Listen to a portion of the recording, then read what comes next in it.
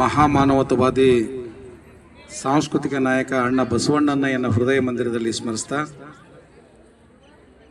ಸಂಗಮೇಶ್ವರ ಈ ಸಂಸ್ಥೆಯಲ್ಲಿ ಕರ್ನಾಟಕ ಸರ್ಕಾರ, ಜಿಲ್ಲಾ ಪಂಚಾಯತ್ ವಿಜಯಪುರ ಹಾಗೂ ಕ್ರೀಡಾ ಇಲಾಖೆಯ ಸಹಯೋಗದಲ್ಲಿ ನಡೀತಕ್ಕಂಥ ಈ ದಸರಾ ಕ್ರೀಡಾಕೂಟದ ಘನ ಅಧ್ಯಕ್ಷತೆಯನ್ನು ವಹಿಸಿದಂಥ ನಿಮ್ಮೆಲ್ಲರ ಹಿರಿಯರು, ಶಿಕ್ಷಣ ಪ್ರೇಮಿಗಳು, ಈ ಶಿಕ್ಷಣ ಸಂಸ್ಥೆಯನ್ನ ಬಹಳಷ್ಟು ಅಚ್ಚುಕಟ್ಟಾಗಿ ನಡೆಸಿಕೊಂಡು ಹೋಗ್ತಾ ಇರ್ತಕ್ಕಂಥ ಗಿಡ್ಡಪ್ಪಗಳ ಕಾಕ ಅವರೇ, ಅದೇ ರೀತಿಯಾಗಿ ಹೆಗಲಿಗೆ ಹೆಗಲಿ ಕೊಟ್ಟು 1 ರಿಂದ 10 ಮಾಡಬೇಕು ಅಂತಕ್ಕಂಥ ಆಸೆಯನ್ನು ಇಟ್ಕೊಂಡು ಈ ಸಂಸ್ಥೆಯಲ್ಲಿ ಬಹಳಷ್ಟು ಶ್ರಮ ವಹಿಸ್ತಕ್ಕಂಥ ಶ್ರೀಯುತ ಪತಂಗಿ ಕಾಕ ಅವರೇ, ಅದೇ ರೀತಿಯಾಗಿ ಈ ಸಂಸ್ಥೆಯ ಇನ್ನೋರ್ವ ಮುಖ್ಯ ಅಧಿಕಾರಿಗಳು, ಇದನ್ನ ಮುನ್ನಡೆಸ್ಕೊಂಡು ಹೋಗ್ತಕ್ಕಂಥ ಬಹಳಷ್ಟು ಸೌಮ್ಯ ಸ್ವಭಾವದ ಶ್ರೀಯುತ ಮುಖ್ಯ ಗುರುಗಳಾದಂಥ ಶ್ರೀಯುತ ಬಸವರಾಜನವರೇ,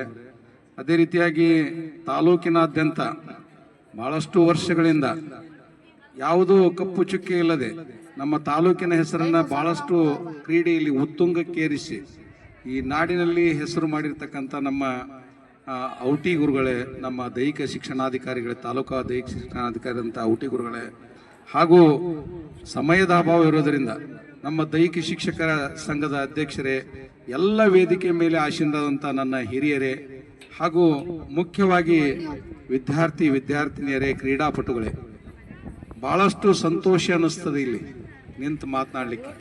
ಯಾಕಂದ್ರೆ ಇದು ಬಹಳಷ್ಟು ಸಮೃದ್ಧಿಯ ನಾಡು. ಈ ಪ್ರಪಂಚದಲ್ಲಿಯೇ ಬಹಳಷ್ಟು ಸಮೃದ್ಧಿಯ ನಾಡು ಅಂದ್ರೆ ಕೋಲಾರ. ಅದು ಕೋಲಾರದ ಮೊಸರು ಅಂತಂದ್ರೆ ಇಡೀ ಜಗತ್ತಿಗೆ ಪ್ರಸಿದ್ಧ. ಅದು ಕೃಷ್ಣ ಒಂದು ಕಡೆ ಕೃಷ್ಣಾ ನದಿ ದಂಡೆ, ಇನ್ನೊಂದು ಕಡೆ ಡೋಣಿ ನದಿ, 2 ನದಿಯ ಮಧ್ಯದಲ್ಲಿ ಇರ್ತಕ್ಕಂಥ ಊರು ಅದು ಯಾವುದಾದ್ರಾಗಿದ್ರೆ ಕೋಲಾರ ಊರು ಬಹಳ ಸಮೃದ್ಧಿಯ ಊರು. ಅದು ಅಂತ ಊರಲ್ಲಿ ಬಹಳ ಸಂತೋಷ ಅನಿಸ್ತದೆ ನೋಡ್ರಿ. ಎಂತ ಇದು ಗ್ರೌಂಡ್, ಶಾಲೆ ಎಷ್ಟು ಅಚ್ಚುಕಟ್ಟಾಗಿದೆ, ಎಷ್ಟು ಸಿಸ್ಟಮೆಟಿಕ್ ಆಗಿ ಈ ಹಿರಿಯರು ಬಹಳಷ್ಟು ಶ್ರಮಪಟ್ಟು ಈ ಸಂಸ್ಥೆಯನ್ನು ಕಟ್ಟಿದ್ದಾರೆ.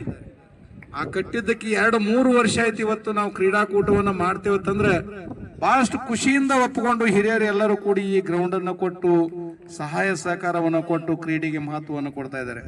ಹಿರಿಯರು ನೋಡ್ರಿ ಎಷ್ಟು ಸಂಸ್ಥೆಯನ್ನ ಅಚ್ಚುಕಟ್ಟಾಗಿ ಬೆಳೆಸಿದ್ದಾರೆ. ಅದನ್ನ ಆ ಹಿಂದೆ ಇರ್ತಕ್ಕಂಥ ಆ ಶಾಲೆ ಅದೇ ಬಹಳಷ್ಟು ಉತ್ತಮವಾಗಿತ್ತು. ಅದಕ್ಕಿಂತ ಉತ್ತಮವಾದಂಥದ್ದು ಎಷ್ಟು ವಾಸ್ತು ಪ್ರಕಾರ ಆಗಿದೆ ಶಾಲೆ, ಎಷ್ಟು ಸಮೃದ್ಧಿಯಾಗಿ ಕಾಣ್ತದೆ ಅಂತ ಒಂದು ಕಟ್ಟಿದಂಥ ಆ ಮಾನ್ಯರಿಗೆ ಮತ್ತೊಂದು ಸಲ ನಾನು ಅಭಿನಂದನೆಯನ್ನು ಸಲ್ಲಿಸ್ತಾ ಇದ್ದೇನೆ.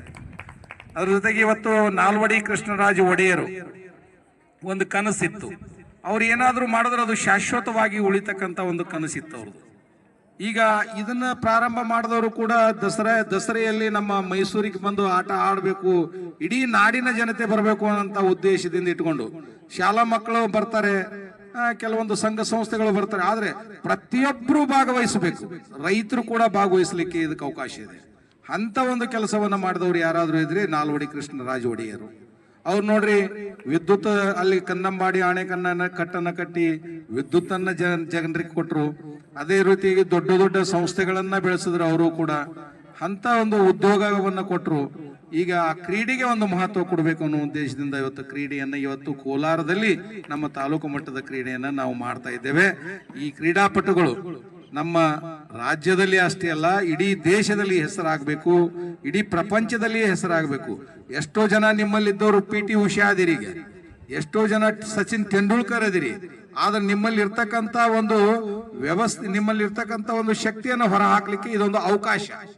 ನಾವು ನಮ್ಮ ಮನೆಯಲ್ಲಿ ಹಾಕ್ಲಿಕ್ಕೆ ಆಗೋದಿಲ್ಲ, ಅದನ್ನ ಇಲ್ಲಿ ನಾವು ತೋರಿಸಿ ನಮ್ಮ ಪ್ರತಿಭೆಯನ್ನ ಇಡೀ ರಾಷ್ಟ್ರ ಮಟ್ಟಕ್ಕೆ ನಮ್ಮ ಕೋಲಾರ ಭಾಗ ಹೆಸರುವಾಸಿ ಆಗ್ಲಿ ಅಂತಕ್ಕಂಥ ಮಾತನ್ನ ಹೇಳಿ, ಯಾಕಂದ್ರೆ ಬಹಳಷ್ಟು ಸಮಯ ಬಹಳಷ್ಟಾಗಿದೆ, ಅದಕ್ಕಾಗಿ ಇಲ್ಲಿವರೆಗೆ ಕರೆಸಿ ನಾನು ಮಾತನಾಡಲಿಕ್ಕೆ ಅವಕಾಶ ಕೊಟ್ಟಂತ ತಮ್ಮೆಲ್ಲರಿಗೂ ನಮಸ್ಕರಿಸಿ ನಾನು ಮಾತನ್ನ ಮುಗಿಸ್ತೇನೆ.